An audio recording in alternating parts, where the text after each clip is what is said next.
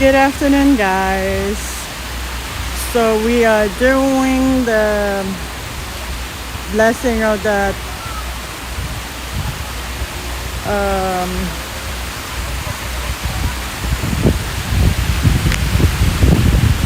the blessing of the fleet.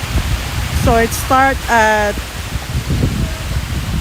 1 o'clock, but they're gonna have it indoors today because they were supposed to have high wind and rain, but they didn't have it.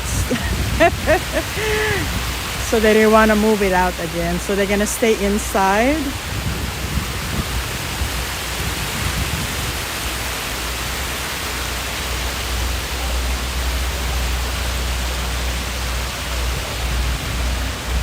At 1 o'clock, so we're still outside.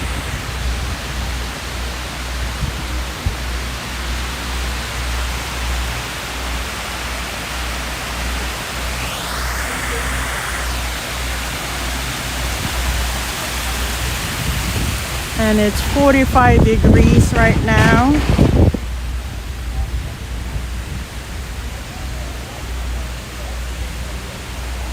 April 12, 2025. So it's their 34th year anniversary.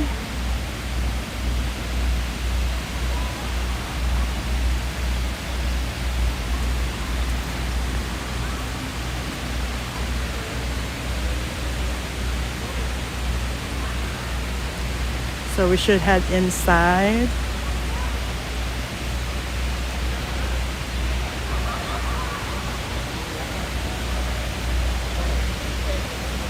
Hello, how are you? I'm Samrano. They start at 1 o'clock and it's going to be an indoor this year because they got scared. They were supposed to have so cold and rainy and windy. So the guy that runs this one, oh my goodness, sorry, decided to do it indoors instead of out, because a lot of the older servicemen are gonna be here. So let's go head inside the Navy Memorial Visitor Center. And also after the event, they'll feed you white bean soup that they use they call it the mess inside the ship, and what they feed the soldier. So they're gonna have like cookies, and look at this guys basking.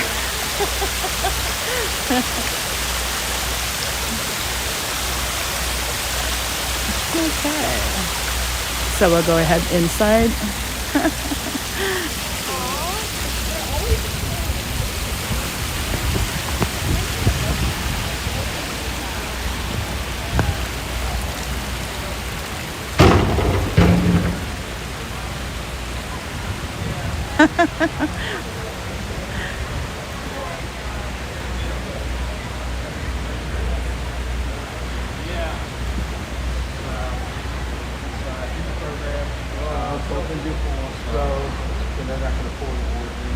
Can't go in yet, somebody's up by the door.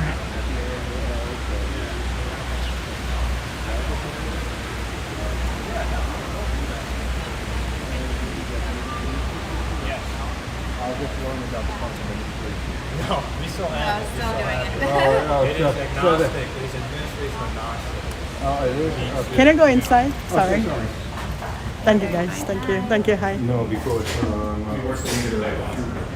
Yeah, exactly. Well, that's a good point.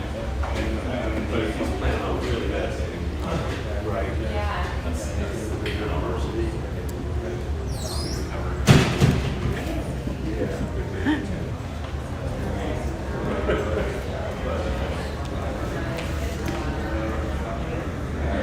So we go inside.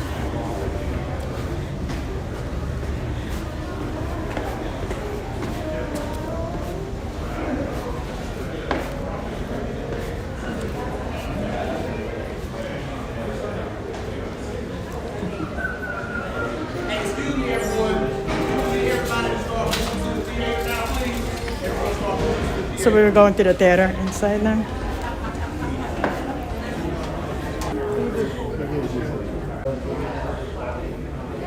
And those are the tin candies and stuff in there.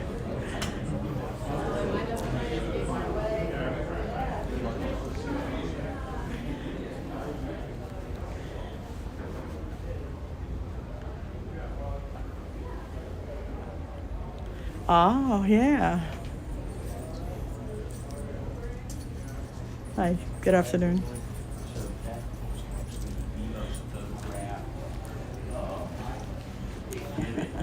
Let's go to the theater first. See the uniform.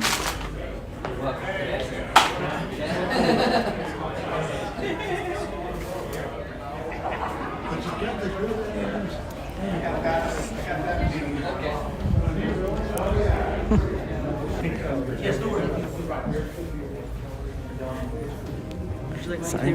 Oh, I got one. Thank you so much. Excuse me. I don't know the exact time. Okay, thanks. Thank you.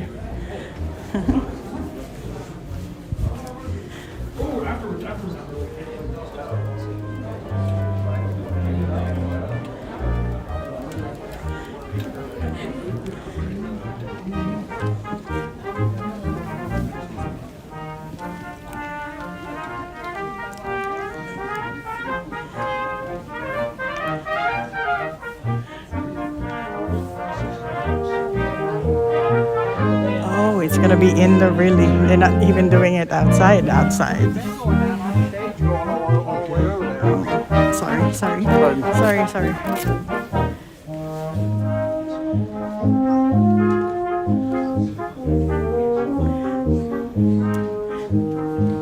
Where should we sit?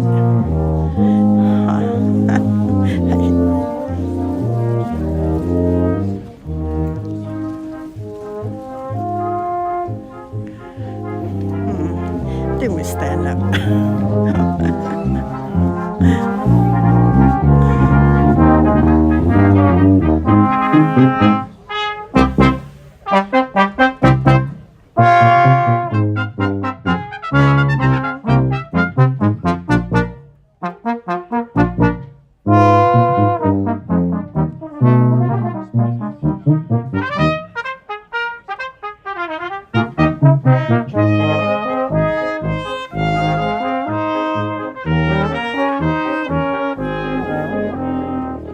Somebody sitting here? Thank you.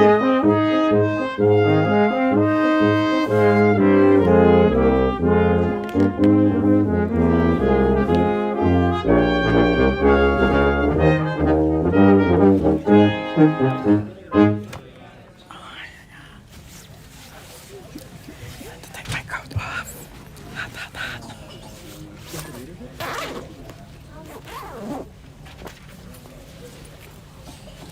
Can I ask you something?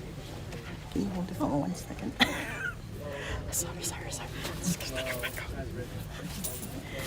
I'm sweating. Thank you so much. Thank you. I appreciate it.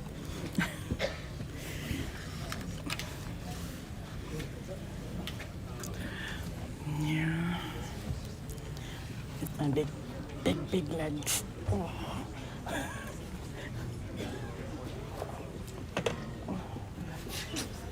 I gotta go back and get my jacket. Oh no.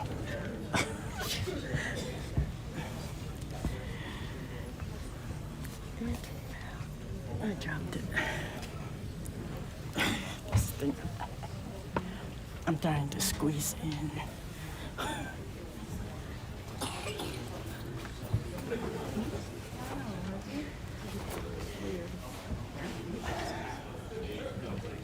Sorry.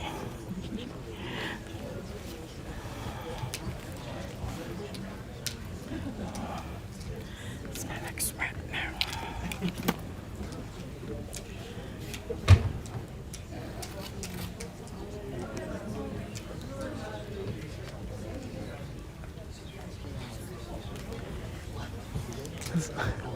So we're doing this indoor, it's not outside.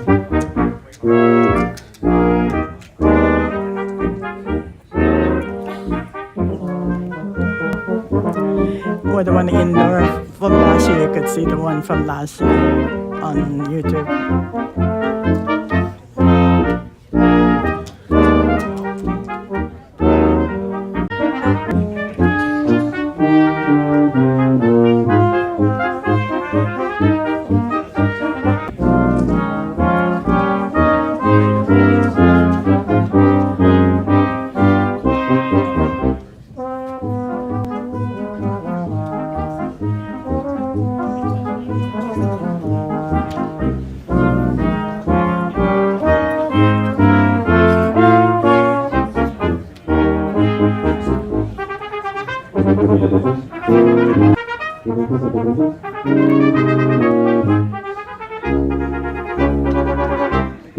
Actually pour it on that outside where the duckling was.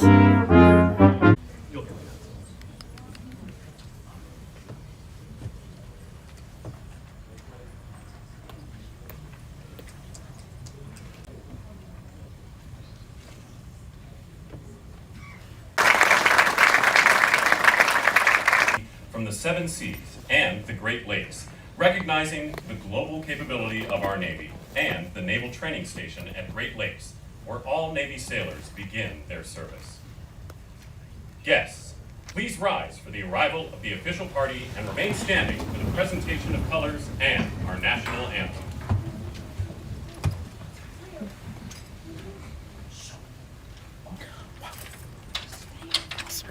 Shut up.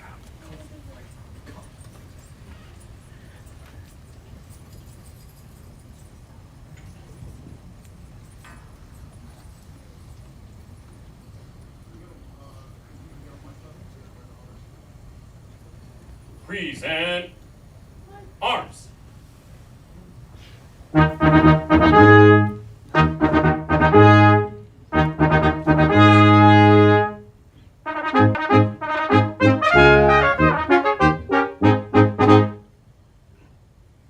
Order, arms.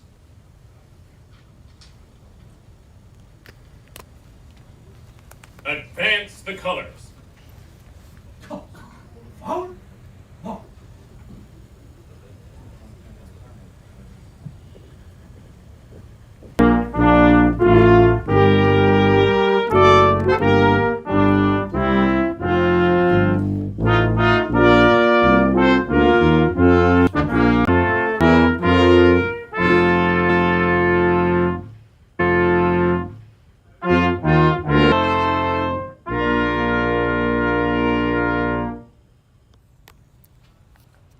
Order, shoulder, arms.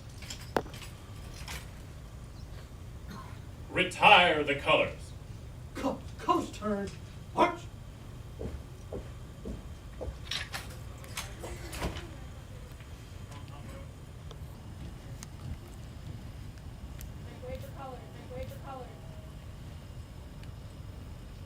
For this, there may be some of you that are enjoying the very comfortable seats inside our theater, and certainly it's nice and warm. It doesn't really matter whether we're outside. It's even more special having Admiral Jablon here as one of the Navy's preeminent submariners, as either the theater or the Plaza live. So we thank them for being with us here today as well. Now, as many of you know, the mission of the Navy Memorial is to honor, recognize, and by each of these groups. So first, I'd like to recognize that, both before, during, and after this ceremony this afternoon at the Navy Memorial, we're going to have 3 different honor flights that trip to Washington to see war memorials and to receive the recognition that they richly deserve for their service. So I'll ask that any of our honor flight members, as well as any other veterans in the audience, stand so that we can recognize you. And your families, please.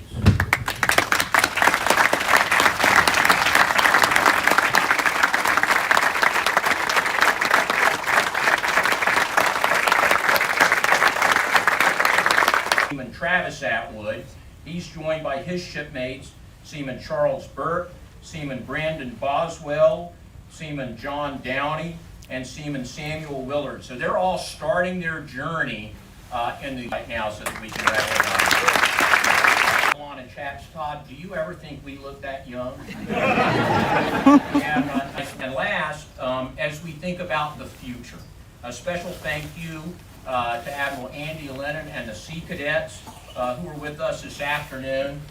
They really are the future of the new. They'll be in the visitor center to talk to you about what they're doing. And so take a chance to talk to these young men and women. And I think that you will be just as impressed as I am and pretty confident about where we're going. So round of applause. So as we honor the service of so many, we should also acknowledge that this is the 250th anniversary of the Navy. And America is and always has been a maritime nation, and the Navy has defended partners and allies, and since its creation, it will continue to protect our liberties, and we're very proud that throughout our events here at the Navy Memorial this year, we'll have a chance to talk to how important that anniversary is.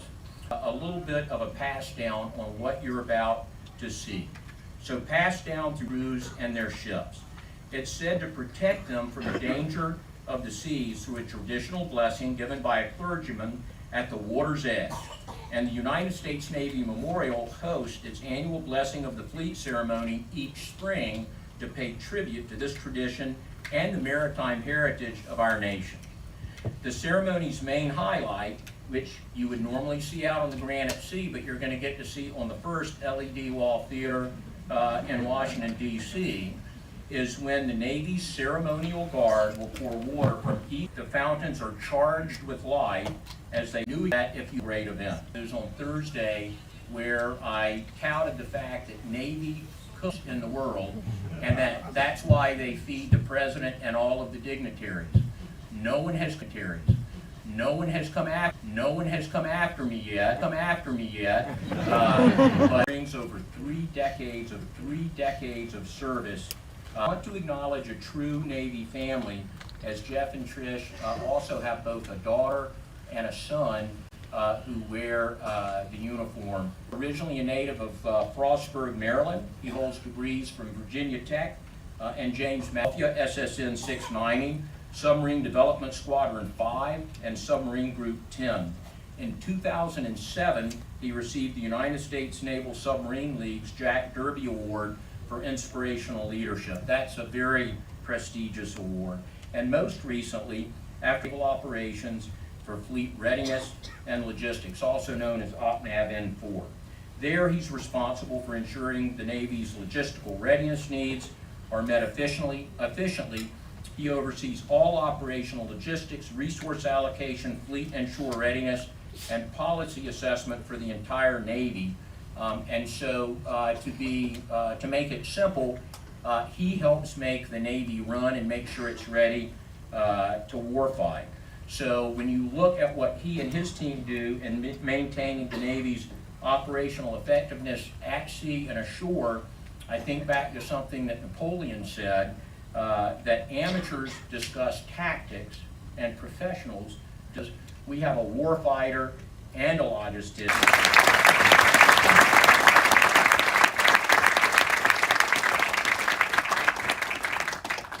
Well, thank you very much, John. I really appreciate that introduction.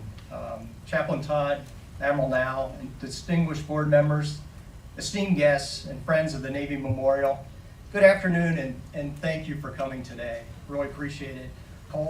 Today's event is really a special moment. We all enter the dangerous environment of our seas. I've really always enjoyed the sea, operating beneath the surface of as a submariner. But I tell you, that wasn't my intention when I first joined the Navy. So I'm going to tell you a little story, and I don't know if I ever told John this. Maybe he knows this or not. I don't know. So after my interview and swearing in at Naval Reactors for the nuclear propulsion program, my recruiter approached me, and he had this really serious look in his eye, and he said, "Hey, I signed you up for submarines instead of surface warfare. Is that okay?" And John, I don't know if you know this, but I wanted to be a SWO. I wanted to be a nuke SWO. Don't we all? Yeah. And I thought I was capable of overcoming any challenge. Today, let us affirm our dedication to protecting freedom on the high seas while honoring those who are dedicated to defending America and safeguarding its global interests. Today, we acknowledge the ongoing challenges posed by those who seek to assert control over vital maritime resources, and the Navy and Marine Corps are laser focused on deterring aggression in the Indo-Pacific by Communist China. This in that region is essential for preserving freedom of navigation and ensuring regional stability. Through continuous training, cutting-edge technology, and with strong allies and partners,